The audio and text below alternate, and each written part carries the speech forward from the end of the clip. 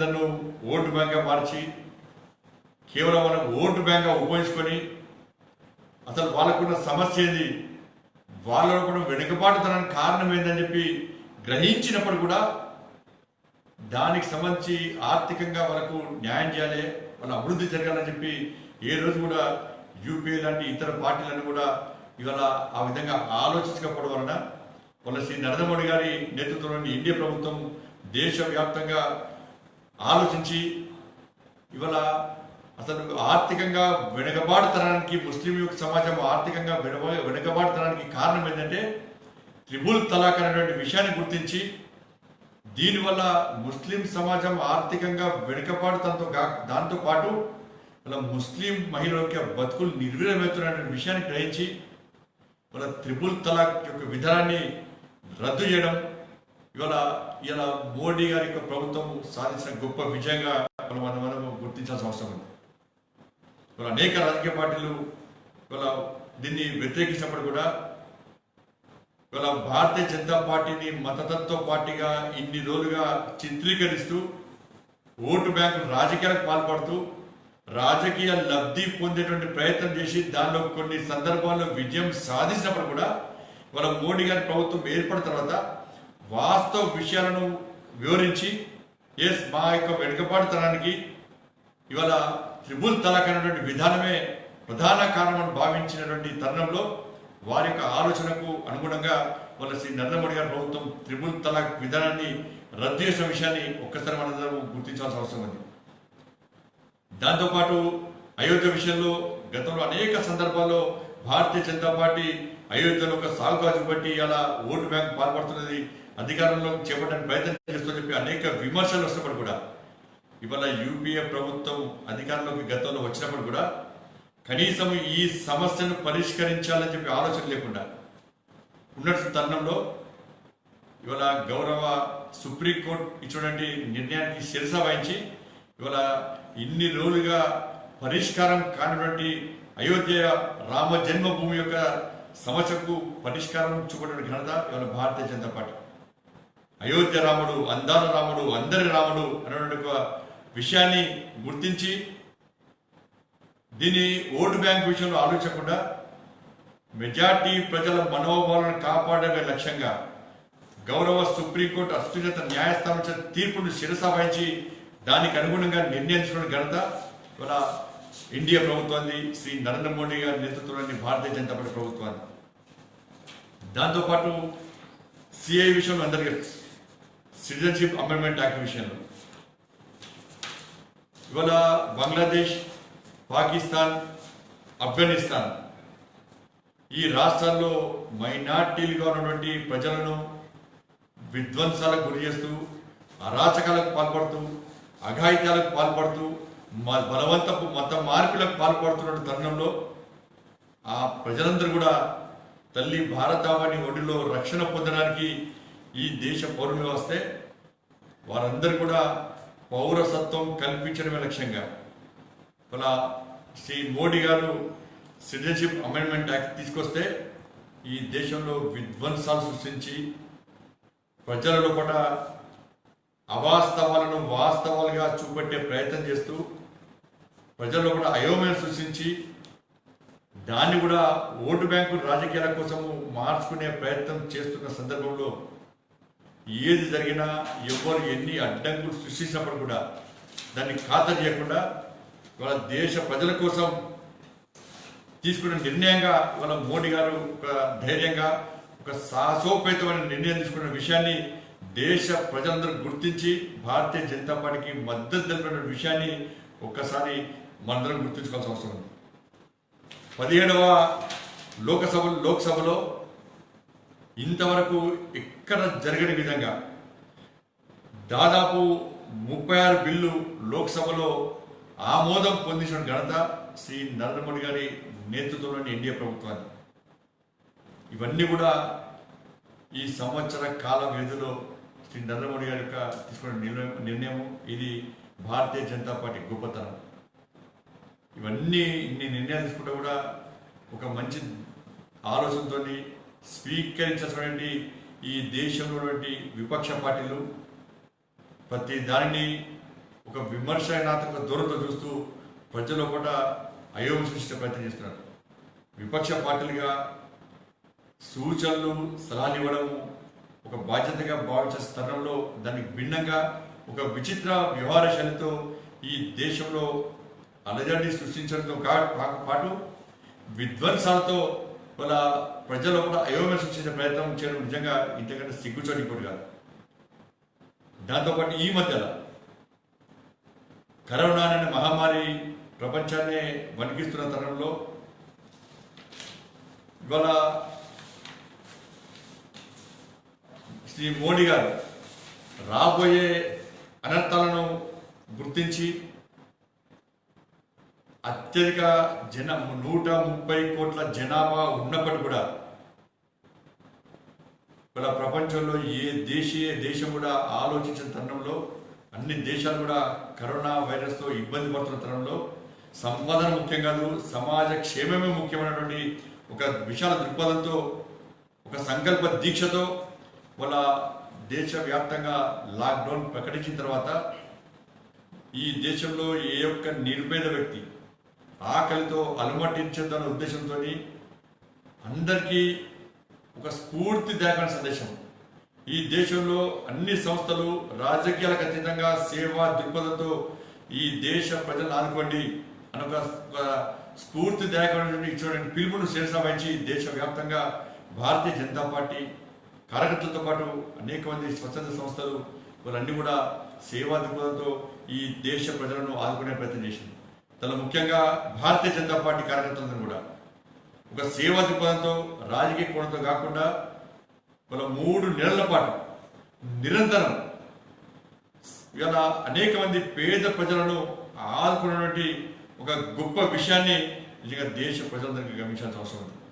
Bharatiya Janata party కార్యకర్తలు అనేక ఇబ్బందులు పడి వాళ్ళకి కనీసం తినడానికి తిండి లేకుండా ఉన్నప్పుడు కూడా ఇవాళ మనల్ని నమ్మి ఈ దేశ ప్రజలు నమ్మి భారతీయ జనతా పార్టీ కార్యకర్తలు నమ్మి ఇవాళ ఆదరణీయ మోడీ గారు లాక్డౌన్ ప్రకటించారు కాబట్టి వారి యొక్క నిర్ణయాన్ని శిరసావహించి వాళ్ళ యొక్క పిలుపుని శిరసావహించి ఎట్టి పరిస్థితుల్లో సేవా దృక్పథంతో ఈ దేశ ప్రజలను ఆదుకోవాలనే ఉద్దేశంతో భారతీయ జనతా పార్టీ కార్యకర్తలందరూ కూడా ప్రతిరోజు నిరంతరంగా ఈరోజు ఈ సేవా దృక్పథంతో ఈ దేశ ప్రజలను ఆదుకోవడం వల్లనే ఇవాళ ఈ దేశంలో ఎక్కడ కూడా కనీసం ఈ 3 నెలల పాటు లాక్డౌన్ ప్రకటించినప్పుడు కూడా ఒక్క ప్రాంతంలో కూడా ఒక్క రాష్ట్రంలో ఏ ఒక్క ప్రాంతంలో కూడా ఆకలి చావు అనేటువంటి విషయం లేకుండా ఉన్న విషయాన్ని ఒకసారి గుర్తించాలి. ఒక్క ఆకలి చావు లేదు. ఇది మోడీ గారి యొక్క గొప్పతనం, మోడీ గారి యొక్క సమయస్ఫూర్తి, వాళ్ళకు ఆలోచన విధానం.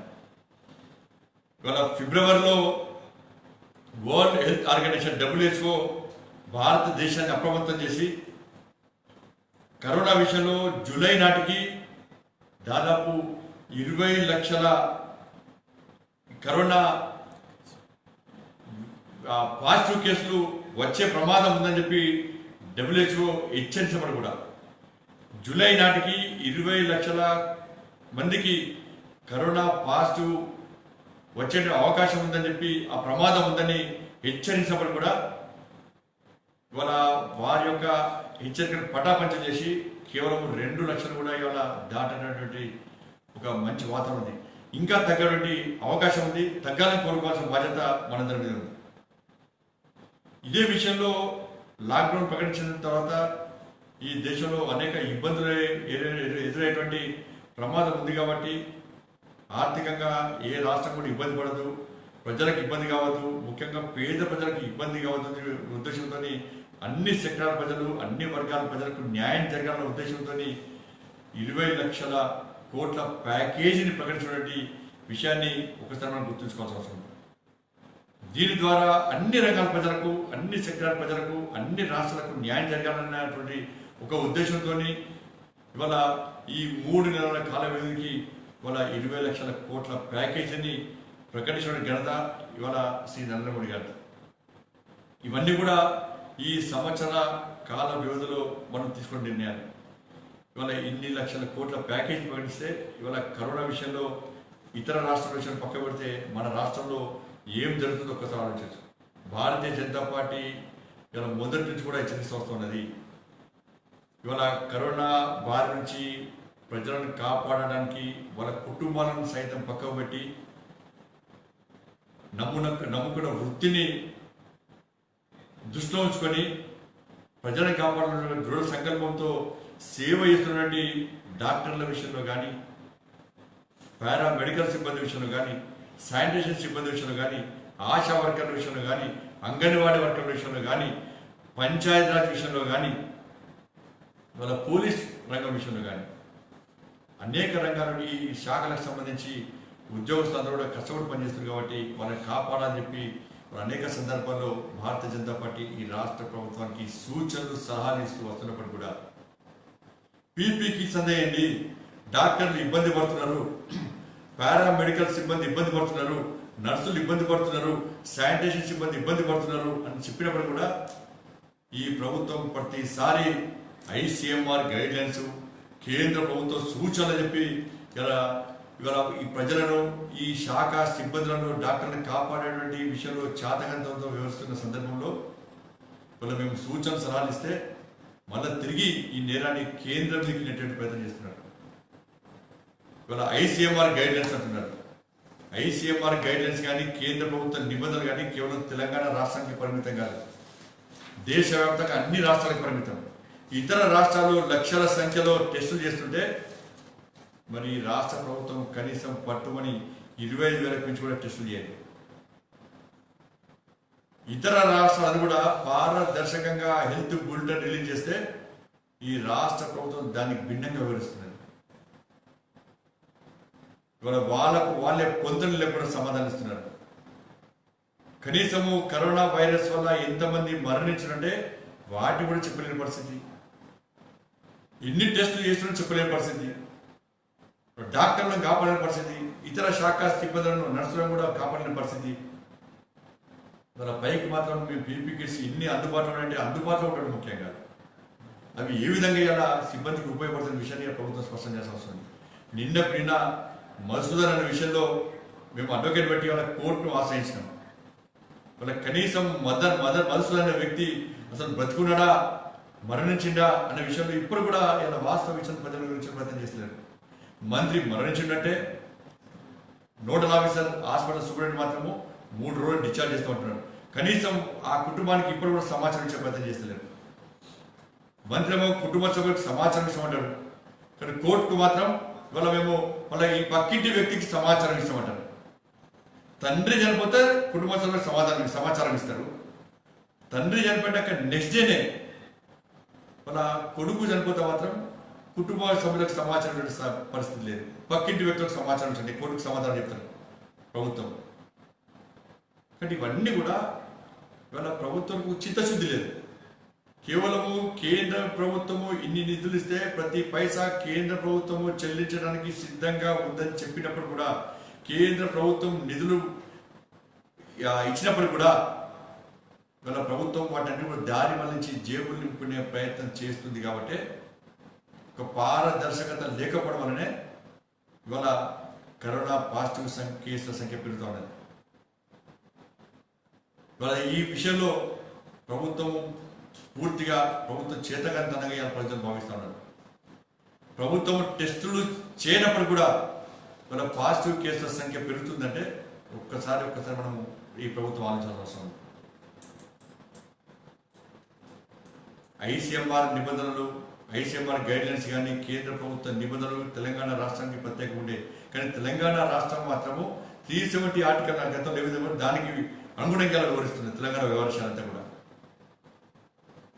కాబట్టి ఇటువంటి పరిస్థితుల్లో రాష్ట్ర ప్రజలను కాపాడే ఆలోచన ప్రభుత్వానికి ఉండాలి తప్ప పాజిటివ్ మనం టెస్టులు చేస్తే ఎక్కువ పాజిటివ్ కేసులు వస్తాయి, ఎక్కువ మరణాలు జరుగుతాయి, దానివల్ల ఈ రాష్ట్రానికి అపకీర్తి వస్తుందనేటువంటి విషయంతో ఆలోచన తప్ప రాష్ట్ర ప్రజలను కాపాడాలనే ఆలోచన రాష్ట్ర ప్రభుత్వానికి లేదు. కాబట్టి మేము ఇచ్చిన విషయాలను సూచన సలహాగా ప్రభుత్వం స్వీకరించాలి. దీనికి విమర్శనాత్మక దూరంతో ప్రభుత్వం చూస్తుంది కాబట్టి ప్రభుత్వం ఇప్పటికీ అపకీర్తిని మూటగట్టుకుంటా ఉన్నది. అందుకే మేము గతంలో డిమాండ్ చేస్తాం, కేంద్ర ప్రభుత్వం కోవిడ్ సంబంధించి ఇటువంటి నిధుల విషయంలో ఏ విధంగా ఇవాళ ఖర్చు చేసింది అన్న విషయంలో శ్వేతపత్రం విడుదల జరిపి గతంలో డిమాండ్ చేయడం జరిగింది. కానీ ఇంతవరకు కూడా స్పందన లేదు. మరణాల విషయంలో కూడా వాళ్ళ ప్రభుత్వం విచిత్రంగా వివరిస్తుందన్న విషయాన్ని మేము ఆధారాలతో సహా నిరూపించడం కూడా దాని మీద మేము చేసిన సవాల్కు ప్రభుత్వం ముందుకు వస్తలేదు. మేము ఇచ్చే సూచనలకు ప్రతి విమర్శలు చేస్తే తప్ప ఇక్కడ కూడా స్పందించిన దాఖలు లేవు. కాబట్టి ఇప్పటికైనా కూడా ప్రభుత్వం అఖిలపక్షం ఏర్పడేయండి, డాక్టర్ల యొక్క సూచన సలహాలు స్వీకరించండి, క్షేత్రస్థాయిలో పనిచేస్తున్నటువంటి సిబ్బంది యొక్క సూచనలు పరిగణలోకి తీసుకోండి. దాని ద్వారా మాత్రమే టెస్టులను చేయండి, టెస్టుల సంఖ్య పెంచండి, వాస్తవాలను ప్రజలకు గురించే ప్రయత్నం చేయండి, వాస్తవాలను దాచే ప్రయత్నం చేయకండి. ఈ విషయంలో అందరూ కలిసికట్టుగా ముందుకు సాగాల్సిన అవసరం ఉంది. అందరూ కూడా ఈ రాష్ట్ర ప్రజలను కోవిడ్ బారి నుంచి కాపాడడానికి ఒక విశాల దృక్పథంతో అందరూ కలిసికట్టుగా ముందుకు రావాల్సిన అవసరం ఉందని చెప్పి మేము ప్రభుత్వానికి సూచనలు సలహాలు ఇస్తుంటే కూడా ప్రభుత్వం ఆ దిశగా ముందుకు రాకపోవడం నిజంగా దురదృష్టకరంగా మేము భావిస్తున్నాం. కాబట్టి ఈ విషయంలో కొన్ని విషయాలను మీ ద్వారా, కొన్ని విషయాలు మాత్రమే మీ ద్వారా ప్రజలకు వివరించే ప్రయత్నం చేసినాం. కానీ ఇప్పటికైనా ప్రభుత్వం కానీ ఎవరైనా కానీ విమర్శలకు ప్రతి విమర్శలకు అవకాశం ఇవ్వకుండా కేంద్రం యొక్క సంక్షేమ పథకాలను మన క్షేత్రస్థాయిలో ప్రతి లబ్ధిదారునికి అందే విధంగా అలా ప్రభుత్వం చర్యలు తీసుకోవాల్సిన అవసరం ఉంది. ప్రతి సంక్షేమ పథకాన్ని పేరు మార్చి ఫోటో మార్చి వాళ్ళ సంక్షేమ పథకంగా అలా ప్రజలకు అందించే ప్రజలకు నమ్మించే ప్రయత్నం తెలంగాణ రాష్ట్ర ప్రభుత్వం టీఆర్ఎస్ ప్రభుత్వం చేస్తున్నది. కేంద్రం ఇచ్చేటువంటి సంక్షేమ నిధులన్నీ కూడా దారి మలించి జేబులు నింపుకునే ప్రయత్నం టీఆర్ఎస్ పార్టీ ప్రభుత్వం చేస్తా ఉన్నది. అనేక సందర్భాల్లో మేము సవాల్ చేస్తాం. కేంద్ర ప్రభుత్వ వాటా లేని సంక్షేమ పథకాలు ఎన్నో ప్రజలకు వివరించండి. కేంద్ర ప్రభుత్వ నిధులు తప్ప స్వచ్ఛందంగా ఈ రాష్ట్ర గ్రామ స్థాయి ప్రతి గ్రామానికి కానీ నగరానికి కానీ పట్టణాలకు కానీ ఏ విధంగా అభివృద్ధి కోసం మీరు ప్రత్యేకంగా నిధులు కేటాయించారో వివరించాలని చెప్పి అనేక సందర్భాల్లో మేము సవాల్ చేసినప్పుడు కూడా ఆ సవాల్ని స్వీకరించే ప్రయత్నం ప్రభుత్వం చేస్తలేదు. కాబట్టి ఇటువంటి విషయంలో ఇవాళ ఇప్పటికి కూడా కేంద్ర ప్రభుత్వము రాబోయే రోజుల్లో కూడా శ్రీ ఆదరణీయ నరేంద్ర మోడీ గారి నేతృత్వంలోని ఎన్డీఏ ప్రభుత్వము ఇంకా అనేక విషయాల్లో అనేక సంక్షేమ పథకాలను ఇంకా ముందుకు తీసుకొచ్చే ప్రయత్నం చేస్తున్నది. ఈ దేశ అభివృద్ధి లక్ష్యంగా అనేక రంగాలను అభివృద్ధి చేసే ప్రయత్నం చేస్తుంది. కాబట్టి రాష్ట్ర ప్రజలు అందరూ కూడా కేంద్ర ప్రభుత్వానికి సహకరించాలని చెప్పి రిక్వెస్ట్ చేస్తూ అప్పీల్ చేస్తూ ఇన్ని రోజులుగా శ్రీ నరేంద్ర మోడీ గారి నేతృత్వంలోని భారతీయ జనతా పార్టీ ప్రభుత్వానికి అండగా నిలిచినటువంటి తెలంగాణ రాష్ట్ర ప్రజలందరికీ కూడా ఈ సంక్షేమంలో కానీ దేశ రక్షణ విషయంలో కానీ శ్రీ మోడీ గారికి అండగా ఉండి దీనిలో భాగస్వామైనటువంటి తెలంగాణ రాష్ట్ర ప్రజలందరూ కూడా భారతీయ జనతా పార్టీ రాష్ట్ర శాఖ తరఫున హృదయపూర్వక కృతజ్ఞత తెలియజేస్తూ రాబోయే రోజులు కూడా ఇదే విధంగా మీ మద్దతు మాకు అందించాలని చెప్పి ప్రత్యేకంగా కోరుకుంటూ సెలవుకుంటున్నాను. దాంతోపాటు ఈ సంవత్సర కాల వ్యవధిలో భారతీయ జనతా పార్టీ నేతృత్వంలోని శ్రీ నరేంద్ర మోడీ గారి నేతృత్వంలోని ఎన్డీఏ ప్రభుత్వం సాధించిన విజయాల విషయంలో ఏ విధంగా ప్రచార కార్యక్రమాన్ని మేము ముందు తీసుకుపోతున్నామో ఆ యొక్క విషయాలను రాష్ట్ర ప్రధాన కార్యదర్శి శ్రీ ప్రేమేందర్ రెడ్డి గారు మీకు వివరించే ప్రయత్నం చేస్తారు.